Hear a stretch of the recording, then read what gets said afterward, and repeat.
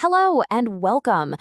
Whether you're traveling, studying, or you just have a passion for the language, knowing how to talk about time and dates is absolutely essential. It's how you navigate French life with real confidence. So in this explainer, we're going to master exactly that. Let's dive right in.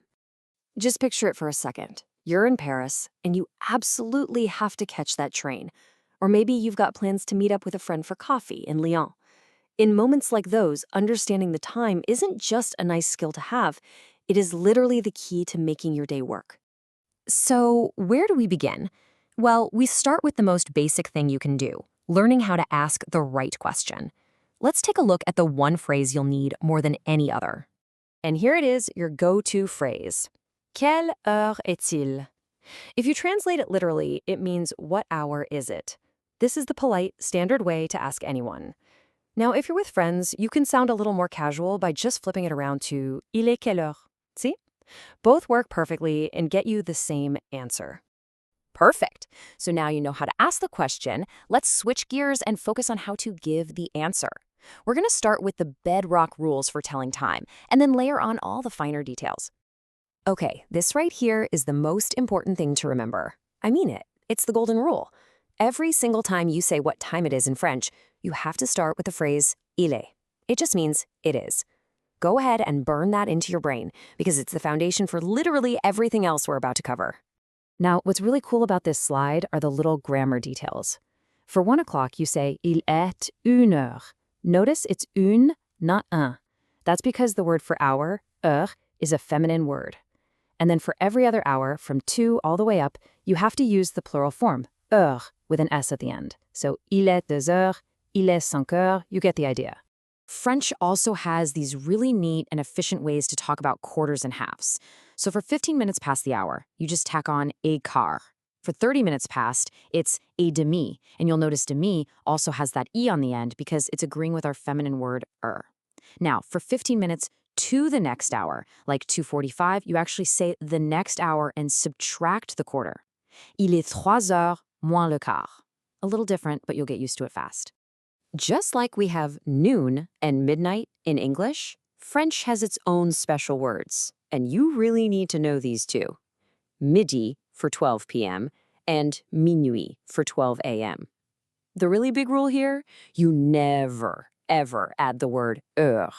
You just say il est midi or il est minuit. That's it. Okay, let's talk about something you are going to see absolutely everywhere in France, the 24-hour clock. And please, don't be intimidated by it. This is not just for the military over there. It's a totally normal part of daily life, and honestly, it's designed to make everything clearer. So, why is this so important? Because pretty much any formal situation is going to use the 24-hour clock. I'm talking train tickets, movie times, work emails, appointments at the doctor or hospital. It's just the standard way France makes sure there's absolutely no confusion between AM and PM. And here's a little cheat sheet to make it super easy. It's really simple. You just keep counting after 12. So 1 p.m. becomes 1300, which you say as 13 heures. And 6:30 p.m., that becomes 18h30. You see? You just say the numbers exactly as they are. No more écart or moins le quart when you're using the 24-hour system. Fantastic. We've pretty much got telling time down. So now let's zoom out from the clock face and take a look at the whole calendar. It's time to talk about days and dates. Just like with time, we're going to start with the question, quelle est la date aujourd'hui? Or if you want to be more casual, on est quel jour? And the answer structure is just beautifully simple and consistent. It's nous sommes le, and then you just add the number and the month. For example, for May 5th, you'd say nous sommes le 5 mai. Okay, pay close attention to this one because these are two of the most common mistakes English speakers make. First, in French, days of the week and months of the year are never capitalized, unless, they start a sentence. And second, you don't use a word for of, which would be de. It's just le 5 mai, not le 5 de mai. Simple, clean, direct.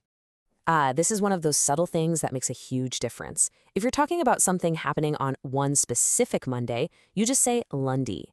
But if you do something every single Monday as a habit, you add the little article le right before it. Le lundi. That tiny word completely changes the meaning from a single event to a recurring routine. It's a great tip. All right, this is the moment we have been building up to. This is the payoff. In this last section, we're going to combine everything we've just learned, the time, the days, the dates, to actually schedule things and talk about our lives in French. Think of these little words, these prepositions, as the glue that holds your sentences together. You're going to use a whenever you're talking about a specific time on the clock. You'll use en for bigger chunks of time, like a month, a season, or a year. If you want to talk about how long something lasts, you'll need pendant. And to talk about a starting point, you'll use depuis for since. And here is a fantastic pro tip that will instantly make you sound more like a native speaker. So while most seasons use en, like en été for summer, spring is the one oddball out. Because printemps is a masculine noun, you have to say au printemps. It's one of those little details that really shows you know what you're doing. And now, let's see how this all clicks together. We can build a perfect real-life sentence piece by piece. First, start with the action. Je fais du sport. I do sports. Then, let's add the frequency. Le samedi, which means every Saturday. And finally, let's add the specific time. À 9 heures. And there you go. A complete, useful sentence. Je fais du sport le samedi à 9 heures. So, there you have it. We went all the way from just asking quelle heure est-il to planning out your entire week. You seriously now have all the fundamental building blocks you need to talk about time and dates in French. So really, the only question left is, what's the first French schedule you're going to make?